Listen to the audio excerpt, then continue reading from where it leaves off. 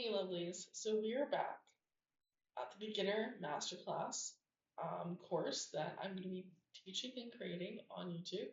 This is a new feature that YouTube has made called YouTube Courses, and this is part two. So we're going to find the perfect niche, even if you're a multi-passionate, and we're going to discover your niche and make content that actually attracts your dream audience. We're going to review why you love too many topics and don't know what to focus on, why you're scared of choosing the wrong niche, and why your videos don't seem connected so people don't subscribe. We're going to walk viewers through each side of the triangle, how to research demand, test video ideas, and pivot smartly once you see what performs. We're going to use the triangle of alignment, which is called passion, skill, and market demand. And we're going to do all of that using my book. So, of course, you guys know I have a book, and I talk about the beginner, intermediate, and the advanced and expert topics related to YouTube growth and demand. And yeah, let's just get started. So, of course, your outcome is to find the niche that is your dream niche. However, you don't have to settle for one niche anymore. People are watching which interests them more than just specific niche content. A lot of the times, if you just channel all your energy into one niche specifically, you can run out of things to talk about. And then, yeah, it gets boring. Honestly, I'm not bored. It's been a while since I just sat down and made a bunch of content. So I am just getting used to being into the groove of things. So I apologize if I yawn because I'm waking up fully and really like getting into the groove of things again. But yeah, it can get boring if you're just doing the same niche of content all the time. It's nice to have a few different topics that really inspire you and to put all those things together. Obviously, you might not want to do one like makeup and let's say you want to do makeup content and then you want to do YouTube growth content. Those two niches, they don't really have like a connection to each other. So you want to find niches that have like a sort of a connection to each other. Um, like maybe makeup and fashion. Those two go together because you can easily do a get ready with me and do the makeup and the fashion side of those things. Um, and also like just having a connection to your audience, like they may not like those things together, like thinking about, okay, so what kind of audience do I want to build? Do I want to build an audience who really likes lifestyle content, or do I want to build an audience that really likes educational content? So, I once was a lifestyle creator, and I found that when I did videos that were the oddball, they really kind of like sunk. They sunk like ships. They didn't do very well.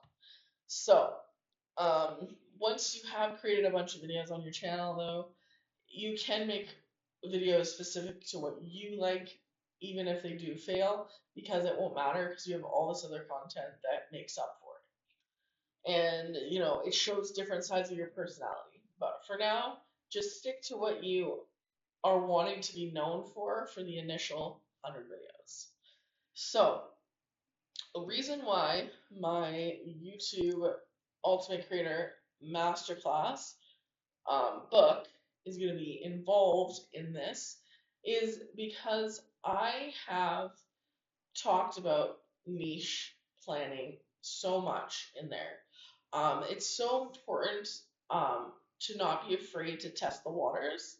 Like, if you want to create a channel and maybe make 10 videos that are about different niches and see which one kind of like grabs grabs the attention of your audience more. There will be a video where you'll see, but make sure to choose one that you actually enjoy. So don't choose a niche that you don't enjoy and then all of a sudden it pops off and then you're stuck. You know, I only people want to see that from me. Um, that can get you in a big rut of making content that maybe doesn't feel natural and maybe isn't your best work. So, yeah, just make sure that you're making content that you want to stick around. And you want to be known for, of course.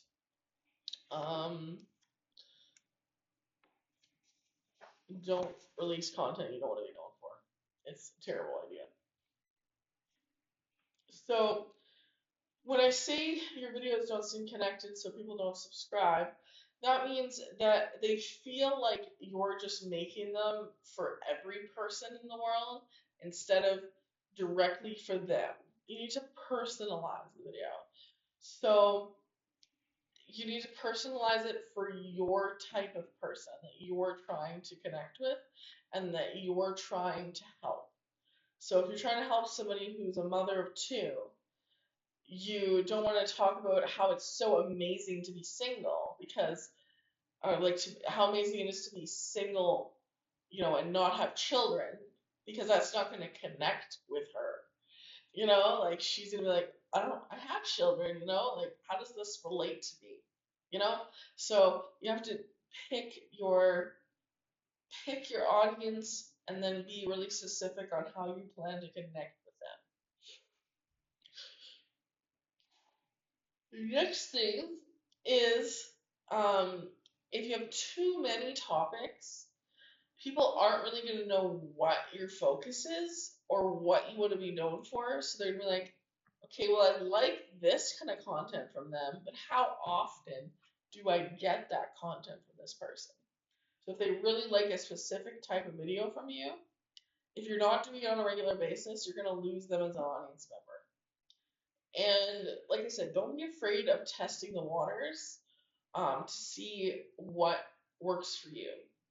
So for researching demand, for instance, you want to like type into YouTube your video title and see what is already out there.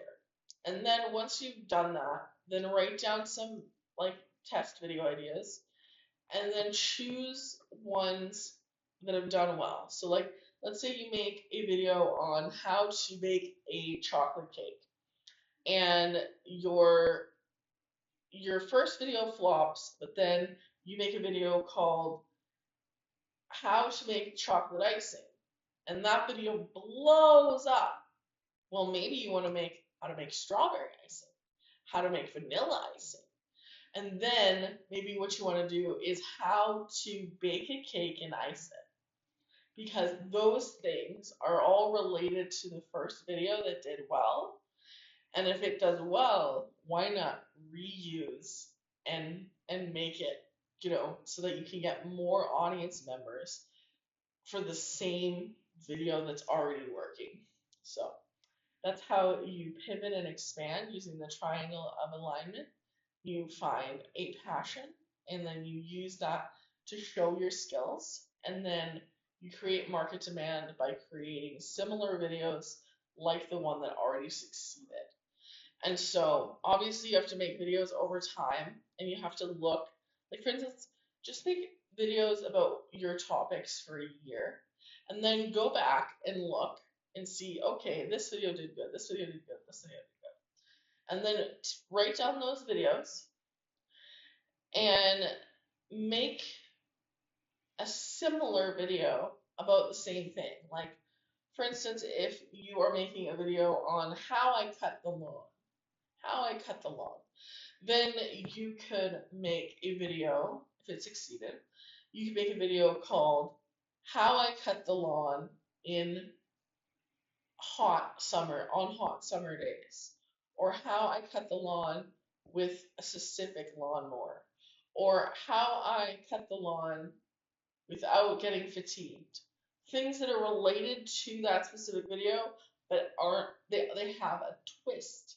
They have a different catch to get you hooked into the video that isn't the exact same because nobody wants to watch you mow your lawn twice and have the same title. You know, use something that is exciting to get them to be like, okay, I've seen this before, but not with that tractor, or not with that lawnmower, or not like use something to get them hooked back into what you want. Like with makeup, for instance, if you're doing a lipstick review on Pat McGrath, and then all of a sudden you want to do a lipstick review of Elf. Well, if you want to make something cool, you could like how how high quality expensive makeup versus um, moderate quality cheap makeup, how they perform with each other, and then you could put each lipstick on, review how they each did, and then compare prices and see which is more worthwhile for your time. So those are things you could do. And then if that kind of video works for you, then you can do that with hundreds of different types of lipsticks. And you can do hundreds of different types of products. You can do it with eyeliners, which eyeliner works better. And like there's so many brands of makeup that you'll never run out of like videos to make with that kind of idea. So I hope this helped you guys. Please make sure that you go and you grab this book. It's going to be life changing for you. And make sure you go to my main channel page and go look at my courses. This course is specifically for the beginner. And the next video, part 3, is going to be how to get views when you have 0 subscribers. So I look forward to sharing that with you. And you'll see all my courses on my main channel in the courses tab. So I'll see you on the next one. Bye guys.